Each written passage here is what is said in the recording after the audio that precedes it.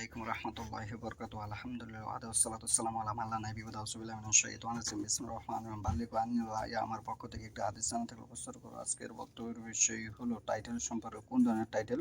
আল্লাহ রাসূল সাল্লাল্লাহু আলাইহি ওয়াসাল্লাম সমর্থন করেছেন আবু হুরায়রা রাদিয়াল্লাহু হতে বর্ণিত। তিনি বলেন, নবী সাল্লাল্লাহু আলাইহি বলেছেন, তোমাদের আগের উম্মতগণের মধ্যে অনেক মুহাদ্দিস ছিল যার কলবে সত্য কথা অবতীর্ণ হয় ব্যক্তি ছিলেন এরকম ধরনের ব্যক্তি ছিলেন। আমার উম্মতের মধ্যে যদি কেউ মুহাদ্দিস হন তবে সে ব্যক্তি ওমর রাদিয়াল্লাহু আনহু। আবু হুরায়রা রাদিয়াল্লাহু আনহু হতে অধিক বর্ণিত আছে যে নবী সাল্লাল্লাহু বলেছেন, তোমাদের আগের বানী ইসরায়েলের মধ্যে এমন কতক লোক ছিলেন যারা নবী ছিলেন না বটে, তবে ফেরেশতা মণ্ডলী তাদের সঙ্গে কথা বলতেন। আমার উম্মতে এমন লোক এমন কোনো লোক হলে সে হবে ওমর।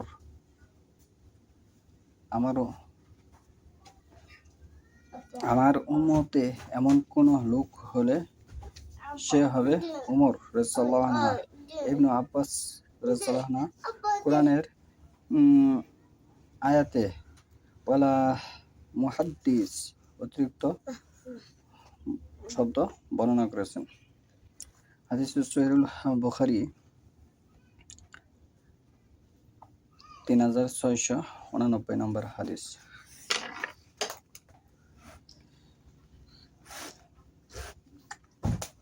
উসমান ইবনু মাওহাব রাদিয়াল্লাহু হতে বর্ণিত, তিনি বলেন, এক মিশরবাসী মক্কায় এসে হজ করে দেখতে পেল যে কিছু লোক একত্রে বসে আছে। সে বলল, এ লোকজন কারা? তাকে জানানো হলো, এরা কুরাইশ বংশের লোকজন। সে বলল, তাদের মধ্যে শাইখ কে? তারা বললেন, উনি আব্দুল্লাহ ইবনু উমর রাদিয়াল্লাহু আনহু। সে ব্যক্তি তার নিকট এসে বলল, হে আব্দুল্লাহ ইবনু উমর রাদিয়াল্লাহু আনহু, আমি আপনাকে একটি বিষয়ে জিজ্ঞাসা করব, আপনি আমাকে বলুন। 1 নম্বরে, আপনি কি এটা জানেন যে উসমান রাদিয়াল্লাহু আনহু উহুদ যুদ্ধ ক্ষেত্র হতে পালিয়ে গিয়েছিলেন? তিনি উত্তর দিলেন, হ্যাঁ। 2 নম্বরে সে বলল, আপনি জানেন কি উসমান রাদিয়াল্লাহু আনহু বদর যুদ্ধে অনুপস্থিত ছিলেন? ইবনে উমর রাদিয়াল্লাহু আনহু উত্তরে বললেন, হ্যাঁ। 3 নম্বরে, আপনি জানেন কি বায়াতে রিজওয়ান তিনি অনুপস্থিত ছিলেন? ইবনে উমর রাদিয়াল্লাহু আনহু বললেন, হ্যাঁ। লোকটি বলে উঠল, আল্লাহু আকবার। ইবনে উমর রাদিয়াল্লাহু আনহু তাকে বললেন, এসো তোমাকে আসল ঘটনা বলে দেই।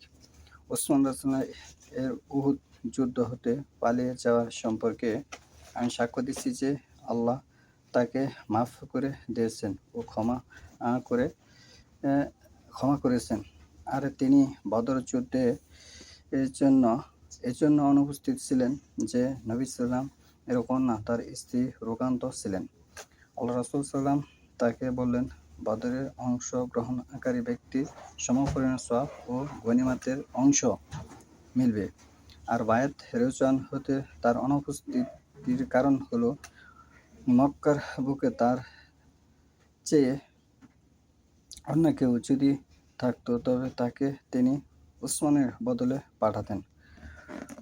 অতঃপর রাসূল সাল্লাল্লাহু আলাইহি ওয়াসাল্লাম উসমান রাদিয়াল্লাহু আনহুকে মক্কায় পাঠান এবং তার চলে যাবার পর বায়াতে রিজওয়ান অনুষ্ঠিত হয়। তখন আল্লাহ রাসূল সাল্লাল্লাহু আলাইহি ওয়াসাল্লাম তার ডান হাতের প্রতি ইঙ্গিত করে বললেন, এটি উসমান রাদিয়াল্লাহু আনহুর হাত। অতঃপর ডান হাত বাম হাতে স্থাপন করে বললেন, এই হলো উসমানের বায়াত। ইবনে উমর রাদিয়াল্লাহু আনহু ওই লোকটিকে বললেন, তুমি এই জবাব তোমার সঙ্গে নিয়ে যাও। এখানে দুটি বিষয় ফুটে এসেছে।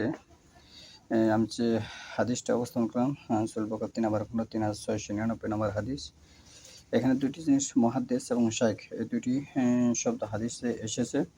এছাড়া অন্য কোনো বিষয় এবং অন্য হাদিসে আলেম শব্দটা এসেছে। এই যে বর্তমান প্রেক্ষাপটে মুফতি যেগুলো দাওরা, এগুলো কিন্তু হাদিস দ্বারা সাব্যস্ত নয়। এখানে আরেকটা জিনিস ফুটে উঠেছে, শাইখকে সে যাচাই বাছাই করেছে। কেউ যদি নিজেকে শাইখ বলে, মুহাদ্দিস বলে দাবি করে, তাহলে সে যাচাই বাছাই করতে পারবে। এতে যে শাইখ দাবি করবে সে রাগান্বিত হওয়া যাবে না। সে যে নিজেকে দাবি করবে, এতে সে রাগান্বিত হতে পারবে না। এতে হাদিসটা স্পষ্ট হয়ে গেল এবং তার প্রেক্ষাপটে তার ব্যাখ্যা দিতে হবে।